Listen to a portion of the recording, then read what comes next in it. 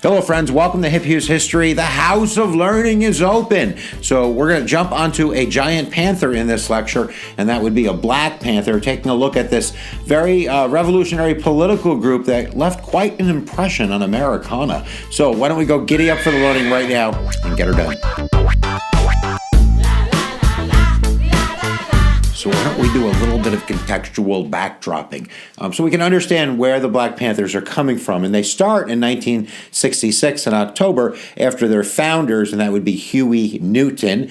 He was from Louisiana, his family, and he was named after the great Huey Long, a very populist, and while maybe personally racist, didn't use race baiting, and their slogan was "Every man's a king." So kind of this idea of political power and self-power ran through his family, but he ended up in Oakland, California, where the Panthers are going to be founded, along with his friend Bobby Seale, and they had gone to Merritt College, and they did a little bit of political pushback there. They had started the Negro Fact Club, kind of a pushback against not having African-American history and African history in the curriculum. They're there kind of ready for something to do, and we have to understand what came before them. So from 1955 onward, we had the Civil Rights Movement, of course. The idea was that this nonviolence movement, which was started by the Southern Christian Leadership Council and Martin Luther King in Montgomery and all of that jazz, was really addressing the plight of African Americans in the South, but it was really ignoring, in some people's minds,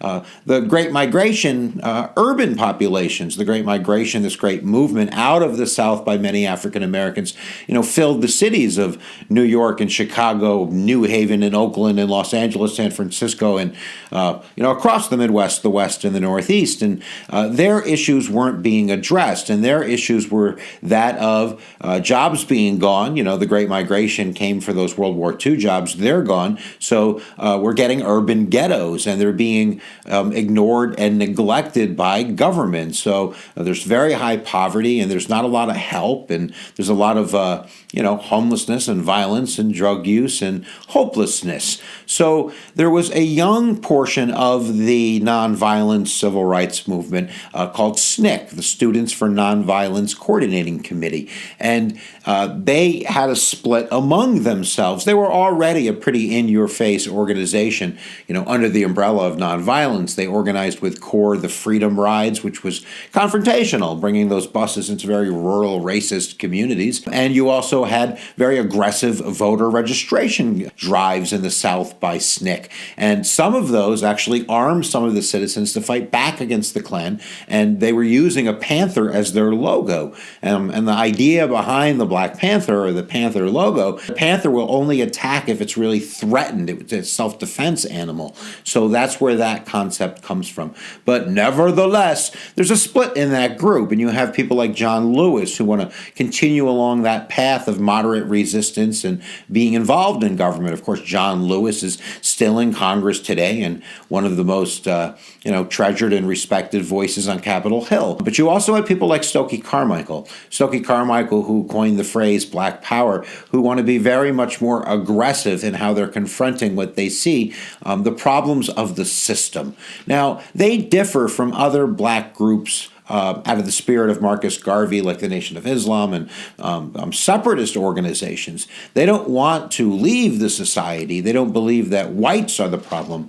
The Black Panthers and these SNCC members really believe the system is the problem. So while they advocate black power, they advocated white power and yellow power and green power and all kinds of power. But Stokely Carmichael, who leaves SNCC, ends up giving a black power speech at Berkeley University in 1966. And that's when Bobby Seale and Huey Newton decide to form what's going to be called the Black Panther Party for Self-Defense. That was the original name. You also have to remember that in 1965, Malcolm X, who Bobby Seale and Huey Newton really looked up to, and it was kind of their mentor and their guide, was assassinated. So I think that pushed them, more towards this idea of self-defense and fighting back when being attacked. What is being done to us is what we hate. You darn right. We respect nonviolence. But to sit and watch ourselves be slaughtered like our brother, we must defend ourselves. we have to remember that they were college students. Huey Newton especially was an intellectual. He was going to law school at San Francisco University, and he very much understood the Constitution and understood the laws, and they're going to take advantage of that as they go on and do their business. Let's take a look at what the Black Panthers' philosophy was.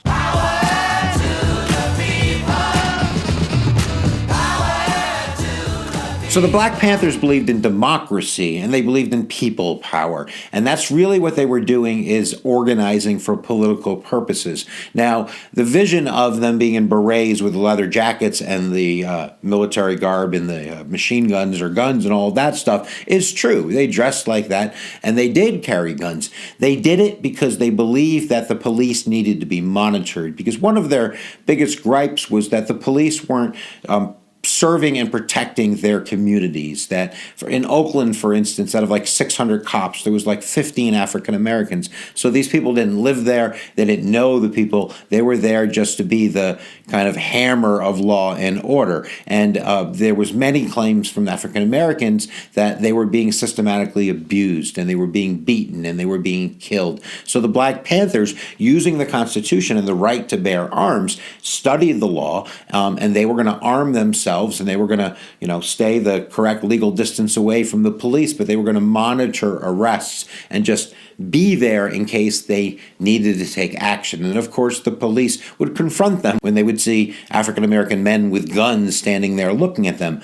But Huey Newton and Bobby Seale knew the law, but they were definitely, from the beginning, going to be targeted and be harassed by the police. But really, their organization was about not only a confrontation of oppression, but it was also about self-help and self-reliance. They also believed in what they called survival programs, and these survival programs on the road to democratic revolution were meant to be programs of self-reliance and self-help for these ghettos, African American communities in poverty and need, free breakfast programs, transportation for seniors, clothing drives. They opened a school. They were serving 30,000 children in Oakland, California, their base, free breakfast before school in 1967, 1968. So they were there to help. That was the big idea. But Huey Newton and Bobby Seale were also deep thinkers. Now, some would argue they were also criminals, especially Huey Newton. Bobby Seale will be wrapped up in the Chicago 8, but they did put their ideas together in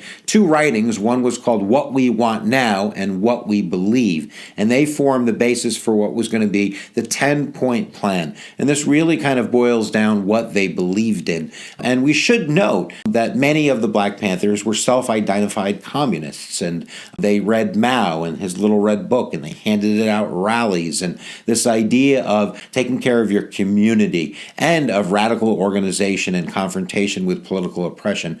We'll delve into some anti-imperialism and anti-capitalism parts of the Black Panthers, but it also kind of formed the basis for this 10-point plan. I talk too much. Here's the 10-point plan. So it was simply entitled What We Want, and you can kind of see the list of demands. They include freedom and employment, an end to capitalism, which they saw as robbery of their black communities. They wanted to have guaranteed housing. They wanted education that included knowledge of their own culture and their own history. They wanted to be exempt from the draft because they believed they shouldn't be part of a military endeavor for a country that didn't protect their own rights at home. Next, they demanded an end to police brutality and what they saw as the murder of innocent black people by the police that were supposed to be there to serve and to protect. They believed that because of the unconstitutionality of the jury system, the criminal justice system, that all black men and women should be released from all local, state, and federal jails.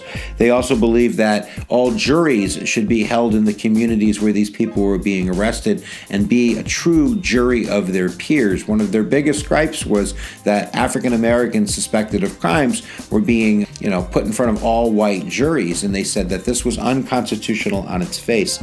And finally, number 10, the big one, land, bread, housing, education, clothing, justice, and peace. So it does have a little bit of a ring of socialism, collectivism, and communism, but we have to remember that this is a political party, a very radical far left political party. But as you're going to find out, they're going to work within the system. They're going to have a lot of white allies. There was even the White Panthers. How about that? So I would want to make that differentiation early on, that this is not a separatist group. This is an American group, just a little bit of a radical one. What's also interesting is if you look at the corresponding kind of 10 planks of what we believe, which really correlate with what we want, and you look at number 10, which is the big one of land and bread and housing and justice and freedom and peace, the corresponding justification is the beginning of the Declaration of Independence, word for word. So the Black Panthers at least self-identifies as being an oppressed group within the system that is taking the reins of political power that Thomas Jefferson would want us to take in order to confront what we see as an oppressive government. In fact, the first slogan for the Black Panther Party for self-defense was freedom by any means necessary. Yes, the Black Panthers are going to be viewed, and rightfully so, as a radical group. They're arming themselves, but they're arming themselves according to the law in their view, that they're enacting the Second Amendment. And what they did early on was they were carrying these guns to patrol the police. And it's going to provide the context for the first incident, which is going to bring the Black Panthers some national notoriety, some national attention, which is going to be good, but it's also going to be bad. Don't know much about history. So let's do a little bit of the history of the Black Panthers. We'll just skip across some big ideas. First is their notoriety, and their notoriety comes first in 1967 with something called the Mulford Act, which was being debated in the California legislature in Sacramento, and one of the main leaders of the Black Panthers was a guy by the name of Elridge Cleaver. And Elridge Cleaver has a really crazy life. You should go Google him. He actually is going to be really the most revolutionary of the Black Panthers. He was the Minister of Information, which sounds really creepy. What he wanted to do was to really make a splash. So when they're debating the bill, he decides that he's going to send 26 armed Black Panthers to lobby and protest against this bill by going to Sacramento and walking into the legislature, which they do, and that scares the hell out of everybody. And they're basically arrested not for having the guns, but for creating a scene and yada, yada, yada. But that brings them a lot of notoriety. It puts them on the map. And actually, not far after that, we're going to get J. Edgar Hoover's secret FBI program to eliminate the Black Panthers, because immediately it's thrown into the public attention. And this is where a lot of people get their information from the Black Panthers, is this, beret and leather jacket and pants and the gun and the sunglasses, but they actually had other ideas about what their true mission was. But Elridge made a splash, and that's actually going to lead to a lot of surveillance and a lot of harassment by the police, and it leads to an incident with their founder, Huey Newton, and an officer, John Frey, where Huey Newton is accused of killing that police officer. And this is, in a sense, a very big trial for its day, because Huey Newton used the power of the press and the Black Panthers to really create a coalition of the far left, and that's what happened. They came to his aid and his defense.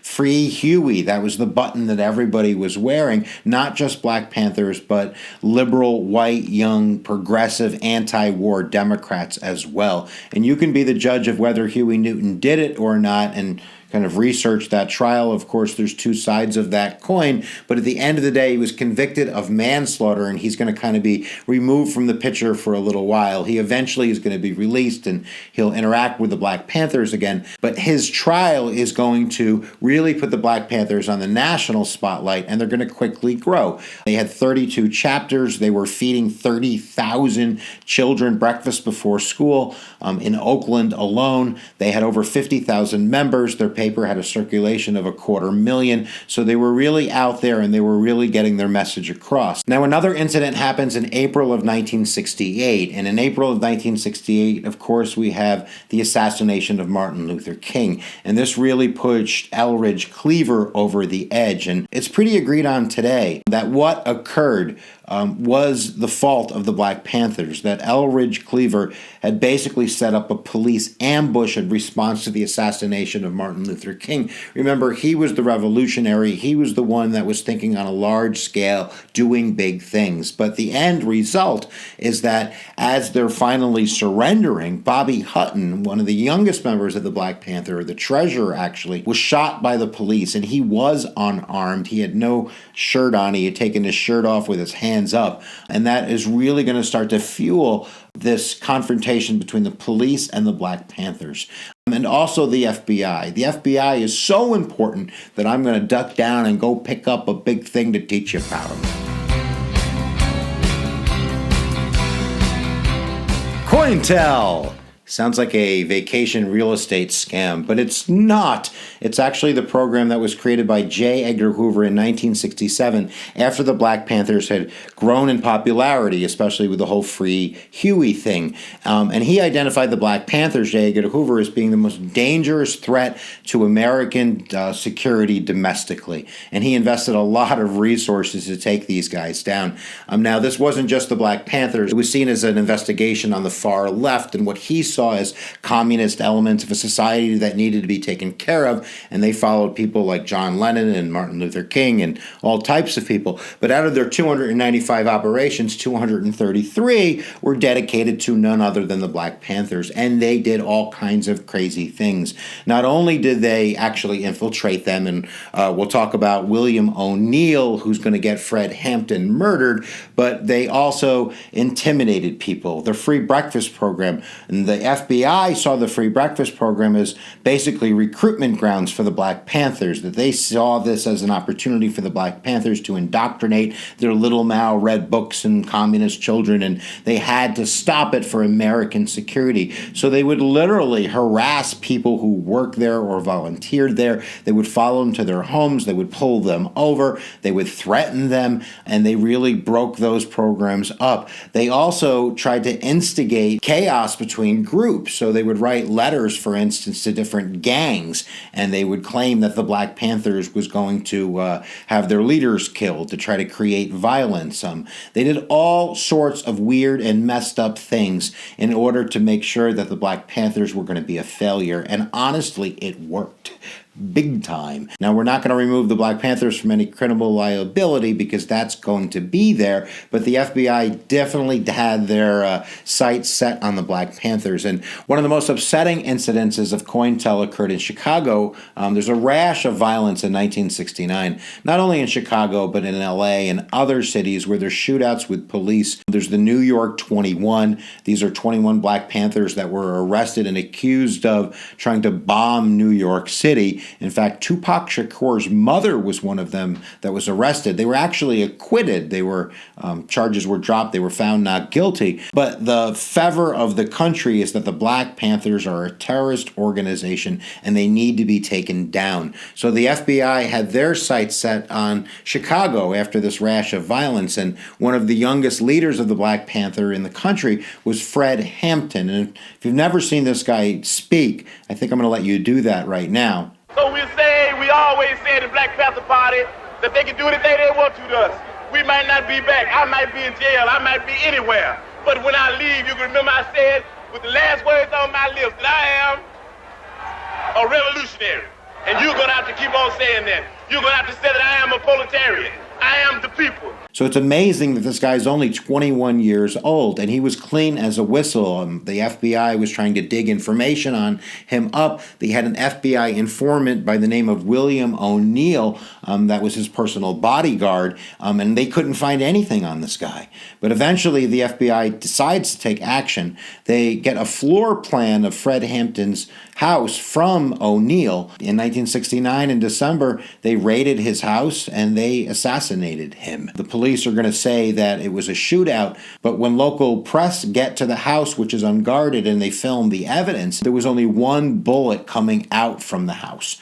And that ended up being from Mark Clark, who was the security for the house, and he was sitting on a sofa, and when they shot him, his gun went off. But then they proceeded to shoot almost 100 times into that house. And, of course, they're going to kill Fred Hampton. Now, his girlfriend was pregnant on the bed at the time, And he supposedly couldn't wake up. Later, we found out that O'Neill, the FBI informant, had drugged him with barbiturates, and he wouldn't be able to wake up. And his pregnant girlfriend heard after a rash of shots, "Is that Fred Hampton? Yes, it is. Is he dead? No, he's not. Is he going to make it? Yes, he might. Bang, bang. Is he dead now? He's sure dead now." So we're going to say it out loud on YouTube. The FBI, or the Chicago police, assassinated Fred Hampton, no doubt. And they killed one of the strongest leaders of the Black Panthers. And after that, it's not going to be good.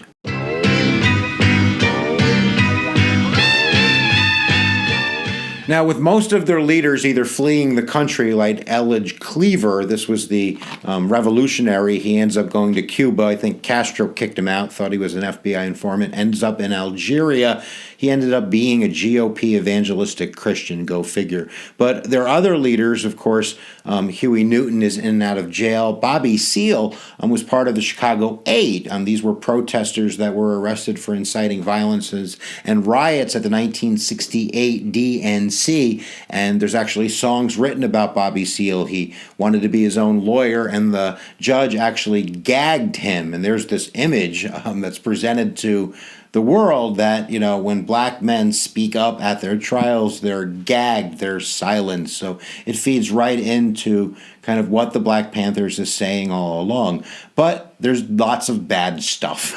We're not going to make it out that Huey Newton isn't a criminal at the end of the day. He's an intellectual. He's a very smart man. He knew Plato and he knew Mao and all kinds of philosophers, but he also knew violence. For a few years after Huey Newton got out of jail in 1970, he ran the Black Panthers. He actually is going to break up all of the chapters and focus just on local politics, and that was what the split was about. And he's going to refocus on Oakland, and that's going to be the only place that the Black Panthers are going to exist. And actually, a lot of the Black Panther groups that were left and abandoned actually became gangs. This is where the Crips was first founded, out of the roots of the Black Panthers. It was formed to be this social community group, and then it evolved into racketeering and being a major criminal gang. But I go off on a tangent again. In 1974, Huey Newton is going to kill a teenage prostitute. The guy is a criminal at the end of the day. And also, the Black Panthers basically set up the death of Betty Van Patten,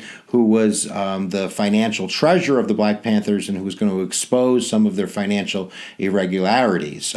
Later, Huey Newton is going to be found guilty of embezzling off the Black Panther school. Now, basically, after that, it was ran by Elaine Brown, and it's important to note that over half of the Black Panthers were women, and women were a huge force, especially on the East Coast of the Black Panthers. There was definitely like a gender sexism ideology divide in the Black Panthers, with some of the men being traditionalists, and they used the term womanism, that racism came before sexism, and that women were equal, but there was also specific roles for men and women. And then there was also feminists like Angela Davis that were in the Black Panthers, and especially on the East Coast, they took a more active role. And, you know, some of the underpinnings of communists, some of these people are communists, and they believe in gender equality to the full extreme. But nevertheless, by 1980, the Black Panthers are basically defunct. They have like 27 members, and it's gonna go away. Now, I might have said this before, but there is the new Black Panthers, but there's an important distinction. The new Black Panthers is in no way correlated with the old Black Panthers. The members of the Black Panthers that are still alive today, they say it out loud, this has nothing to do with us. And the new Black Panthers, where there's a lot of Nation of Islam influence, is actually labeled by some groups as being a hate group. So we want to make that differentiation once again. So at the end of the day, there's got to be a big lesson. Let's look at the big lesson of the Black Panthers. So in terms of legacy, there's definitely a legacy in media and in culture. Even though the Black Panthers didn't have 10 million people, just this image of these two athletes at the 1968 Olympics raising their fists in solidarity of Black power is going to be huge in the minds of many adolescents who are now going to kind of re-question of how they see themselves in the world. Their medals were stripped by them, by the way. There's also kind of this legacy of self-reliance and this idea that African Americans Americans can band together, can vote, can form political union, and can fix their own communities, and at the same time lobby their systems of government for reform. And unlike the civil non-resistance kind of movement, there is this new idea that you're allowed to defend yourself. That is a constitutional right to defend yourself and to arm yourself for self-defense if so necessary. Freedom by any means necessary. It also ignited a generation of black urban intellectualism, thought about black community and philosophy of black history, and some of those Black Panther leaders like Bobby Rush to this day serve constituencies in Congress. And I also think there's a legacy that these ideas they had about free breakfast programs and early education and clothing drives, that these are going to be followed up in communities where they exist today, in many cases run by local government, and those ideas in many cases started with the Black Panthers. So we hope that you learned something about the Black Panthers you didn't know before, and if you want to leave it down in the comments below, leave your thoughts and ideas. Just keep it civil, because that's what we try to do in America. All right, if you haven't subscribed, I don't even know why you're looking at my face. You should do that right now, and make sure you check out our website at www.hiphughes.com. You can go check out the video arsenals, where the videos are pretty well organized, so you can find yourself a place to sit and learn. All right, my friends, I'm going to say it because I say it at the end of every lecture, and I mean it with all my heart. Where attention goes, energy flows. We'll see you folks next time you press my buttons. La la la la la la la la la.